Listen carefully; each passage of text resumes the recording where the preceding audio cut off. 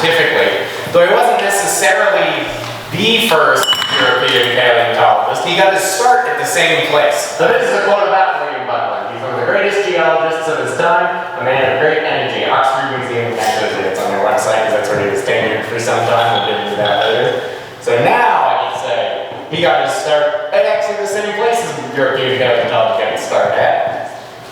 Over in England, where he was born on March 12, 1784. He grew up near Lidas Quarry.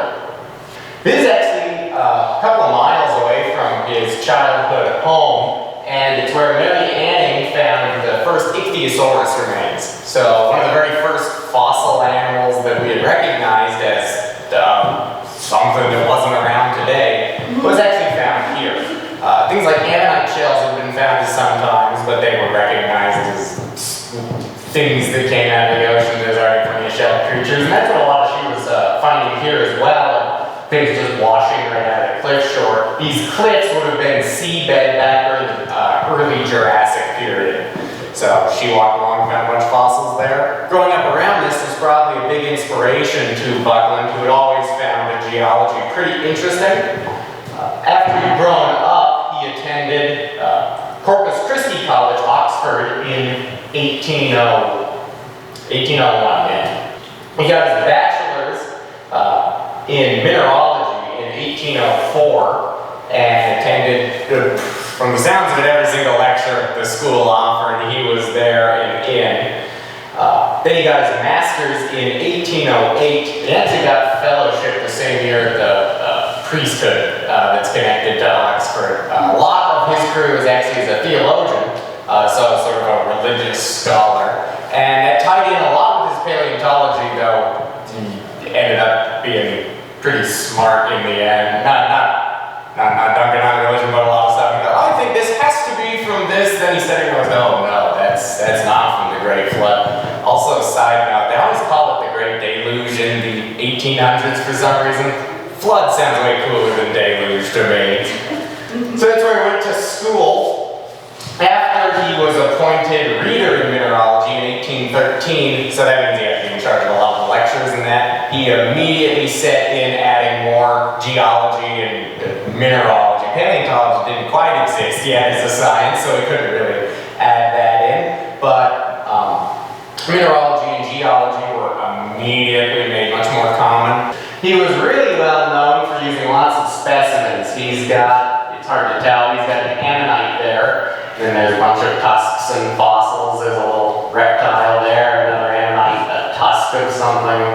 Big rhino skull down there. And then these giant maps you can see over on the far side. It was noted a lot at the time, but like, hey, you see all those buffalo lectures? That guy's pretty cool. He was really well known for getting the class energized and interested in what he was doing, and a lot of people, even from outside of the college, started to come in and regularly attend his lectures.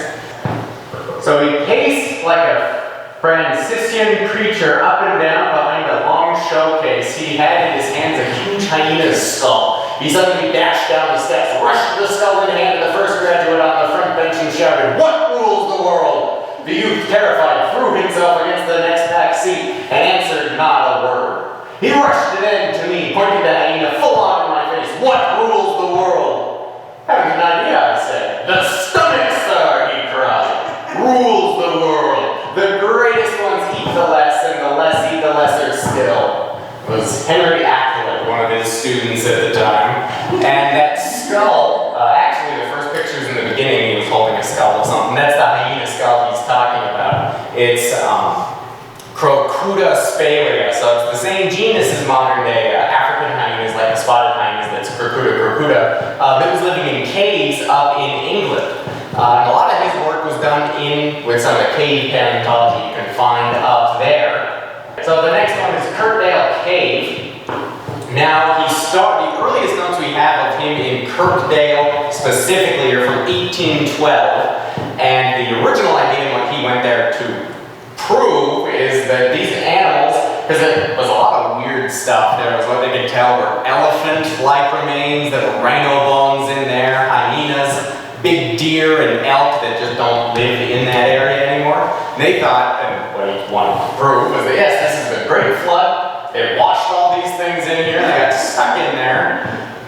it's just a leftover. Everything else got too buried elsewise. These little caves are the only pockets of everything being washed around down there. As he started to look at it though, he realized that there was not just hyena bones in there, there was a whole lot of hyena bones, and everything that wasn't hyena bones had nibble marks on it from hyena teeth. So then he realized, no, maybe this was a den for just natural hyenas that were living here normally, and they're dragging food back in to eat it. But he still thought the first layer, the newest layer of mud in the cave would have been put down from the flood. This was about 3 or 4 inches deep. It's a lot of mud to be washed in one place. This is from 1824, and I just love this description of his collection habits and what it led to his office in the school being. On repairing from the Star Inn to Buckland's domicile in Corpus Christi College, I can never forget the scene which awaited me. Having, by direction of the janitor, climbed up a narrow staircase, I entered a long corridor-like room, which was filled with rocks, shells, and bones in dire confusion. And in a sort of sanctum, at the end was my friend in his black gown, looking like a necromancer, sitting on the only rickety chair not covered with fossils, and cleaning out a fossil bone from the matrix. So just this long, narrow, filled to the brim with a bunch of what anybody else would consider junk and rocks, but he knows it's cool stuff and rocks, which are just cool stuff. And then he's sitting there in a wood-only chair, cleaning out more bones from it. And almost all the pictures of him you see, he's in some sort of academic gown, which he's mentioned in here. It seems like he just liked to wear it. There's lots of accounts of his students going on digs with him, and it's hot in the summertime. He's in his all-black layered academic gown, and in their letters back and forth to each other like, what does he not dye? That's a lot of clothing for the summertime on the beach. He did have a family. We've got his wife, Mary, and their eldest son, Frank, down there sitting on a tusk. This is a family silhouette from the time. He married Mary Moreland in December of 1825, and he had 9 children, with Frank being the eldest of them. 5 of them survived to adulthood, which was the trend at the time, sadly. They had a pretty good home life. Frank talks a lot about how his mother was pretty neck and neck with Buckland and a lot of the science they were doing, especially around the house, and they kept doing science in the house. Buckland had brought back to examine at home a slab of footprint fossils of the time, and then Mary mentioned, hey, doesn't this kind of look like a tortoise? So Buckland runs outside and finds the nearest tortoise. Mary immediately starts covering this table, the kitchen table, with thick, plastery paste at the time. And then they plop the tortoise down, watch him walk to the end of the table, and then say, yeah, this looks exactly like these footprint fossils we found. There's a lot of recreations of it, but I wasn't able to find a picture of or a drawing of the original incident, so I totally would have put it in here if I had it. Now, of course, what William Buckland is known for is not necessarily the tortoises that are wearing of academic gowns. It's Megalosaurus. So it was found and brought these jaw bones in 1827, and he studied them for about 20 years. It wasn't until 1842 that he published a description. This is from that description. This is the lithography or the picture of it. So this is all that Megalosaurus was based on. Like was mentioned in the announcement, he didn't really know what a dinosaur was at the time. This was the first now known to be a dinosaur described to science. He thought it was a great reptile, which is part of where the name Megalosaurus comes from. Mega is great, and Saurus is reptile. And pretty gnarly looking teeth. Though, while we now know Megalosaurus to be a pretty standard looking meat-eating dinosaur, Torvosaurus here in the park is one of the best known members of the family. The reconstructions of Megalosaurus at the time looked a little bit more like what's on the next slide. A lot more lizard in this great lizard than you see today. This is what the Crystal Palace Megalosaurus showed. That was a big sculpture park made with Megalosaurus and Iguanodon. Because just a few years after Megalosaurus was named, Iguanodon ended up being named, and then Sir Richard Owen actually sought a lot of assistance from Buckland and sought his opinions. in grouping Megalosaurus and Iguanodon together to form Dinosaur as a new group. So, and he kept doing a lot of paleontology past then. He really liked to go travel around. He ended up making friends with the prince at the time of England, and that enabled him a lot of new friends.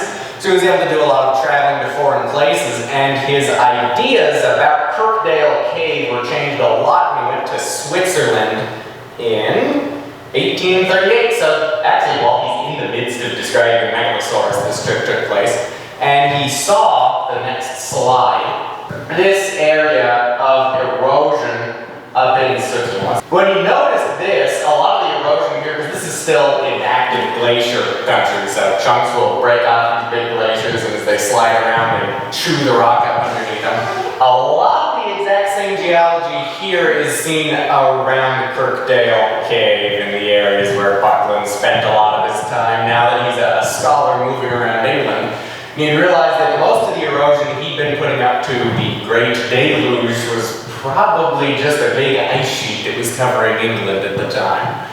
He was one of the first people to actually propose that theory. He wasn't the first, it was some of his students that brought him to him.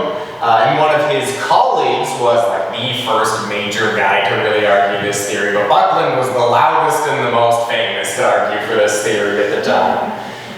The professor who went here to meet was Louis Agassiz. Known eccentricities. I was going to make this a screenshot of the Wikipedia page that says that, but I didn't like the way that looked, because that's the best thing. I hope my Wikipedia page one day has a tab called Known Eccentricities on it. And, well, it was mentioned in the announcement, so I might as well call it out. I actually wasn't going to put the bear in here, but he had a pet bear. It was a small brown bear. They liked to take it to parties and give it alcohol, and then just watch it. And the bear seemed to have a good time. It really enjoyed things. Don't know how safe that really was. He also, for another learning about paleontology through living animals, where that's a lot of what we do, is of course you look at, well, this animal is built kind of like this fossil animal. Let's see what other similarities they might have that could fill us in on their life cycle. Well, that was a lot of new stuff at the time of Buckland. A lot of stuff that's known about now wasn't known about then, so he got to be a lot more hands-on in a lot of ways. He had found, again, going back to Kirkdale Cave, the story kind of centers around that, in and around Kirkdale Cave, things he thought were hyena droppings that had fossilized. So, like any reasonable person, when you think you found hyena droppings, you go buy a hyena and tell everyone in your house, if you see this guy start to do his business, you grab whatever comes out of the other end and bring it to me immediately. And it turns out that, yeah, what he was finding in and around those caves were more likely than not hyena droppings, almost exactly. Even the way they chew up bones and how the bones get softened and rounded down by their digestive tract. You see the exact same thing happen to the bone fragments in these fossil droppings. It's one of the first times noted that we study coprolites. This one, oh, did I put that in there? No, I didn't. I'll just have to read this account myself. So John Ruskin, for example, this is a direct quotation off of Yale's website, always regretted a day of unlucky engagement on which he missed a delicate toast of mice at the Buckland's home. Because William Buckland, for some reason, wanted to eat every member of the animal kingdom. Not that he liked it. Most of his notes that are written down and survive to this day are just about how bad everything tasted. He got enough flies to make a stew with once. He said it was the worst thing he'd ever eaten. Apparently the mice was a good, he liked the toasted mice. I feel like he's got a messed up grading curve though, so I don't know how much I really want to test him. Probably the most insane claim about him liking to eat weird things is, and I love this, it's debated, but I don't know how many other people this could ever be a serious debate about whether this happened. Talk of strange relics led to mention of the heart of a French king preserved in Newham in a silver casket. Dr. Buckland, whilst looking at it, exclaimed, "I have eaten many strange things, but I have never eaten the heart of a king before." And before anyone could hinder him, he had gobbled it up, and the precious relic was lost forever by Augustus' hair. Yeah, even if he didn't do it, I George Washington ate a guy's heart once, they'd be no, there's no debate about that. That's 100% didn't happen. But Buckland, well, we can't be 100% sure he didn't eat a guy's heart once. Wouldn't even be good. Preserved in the silver casket. This thing was dried out for like 100 years by this point. Yeah. But man, he wanted to eat every member of the animal kingdom, and he stuck to it. He had, this isn't, I don't know if you consider this a Buckland eccentricity, but his horse, an old mare that he rode around a lot, I think he taught it to love geology. Because his son, later on, after his passing, would mention, yeah, if you rode by any cool rocks on this horse, it would stop, and it wouldn't move until you got off and picked up a rock or something and put it in the saddlebag. Because the horse had just learned from riding around at Buckland that, hey, if there's a cool rock or something, you're not going anywhere for a while all of a sudden. And it just followed, he didn't have to tie it up, it just kept a few paces behind him whenever he was in a quarry so that he could go take stuff back to its saddlebags to store on it. Now, sometime later, in 1845, so this is just after the naming of Megalosaurus, he was appointed the Dean of Westminster on recommendation of Robert Peel, and he immediately instigated repairs to the abbey and the school. More determined to change the school's focus to mineralogy and geology and this newfangled thing, paleontology, he was starting to be a part of. Though he had passed just about 10 years after, on August 14th, 1856.